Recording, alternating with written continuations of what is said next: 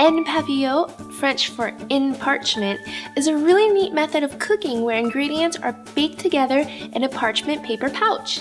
Today, I'll be making this really delicious recipe, chicken en papillote with roasted grapes, a recipe kit designed by my friends at Preheat. First, I'm going to preheat the oven to 400 degrees. Now, I'm taking the potatoes and cutting them in half lengthwise. In a medium bowl, I'm tossing the potatoes with 1 tablespoon of olive oil and seasoning them with salt and pepper. Next, I'll thinly slice the lemon. These will all bake together in our parchment paper with the chicken. I'm folding a large piece of parchment paper in half. Using kitchen shears, I'm cutting the parchment paper into a heart shape.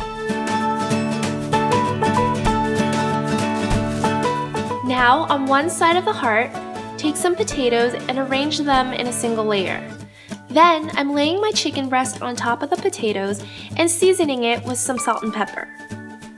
Finally, I'm layering the lemon slices and a sprig of thyme over the chicken. Now to fold the parchment paper, I'm starting from one end, tightly folding the open edge of the paper. I'll continue to fold the edge of the paper to form a seal. And here's my nifty chicken packet. I'm transferring my chicken en papillote to a baking sheet and baking it for 30 minutes. It's basically going to be steaming in the oven, and it's really good for you because it's locking in all the flavors and nutrients in this little packet. Now for the remaining ingredients. I have some red and green grapes that I'll slice in half, and then I'll toss them in a bowl with some quartered shallots, crushed rosemary,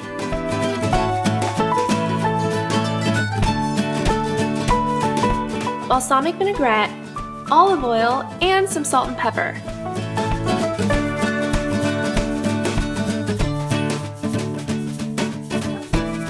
I'll lay it on a different baking sheet and I'll roast at the same time with the chicken for about 15 minutes until it's brown and tender.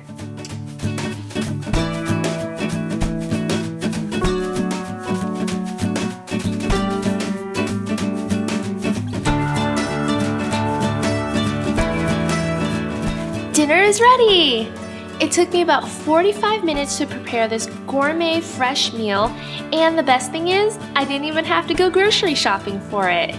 Preheat sent me all the ingredients measured out, so I knew exactly what went into my meal. I hope you enjoyed this recipe, and let me know if you want to give it a try.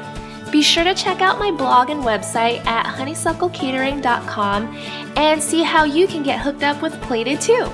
I'll see you guys next time. Bye!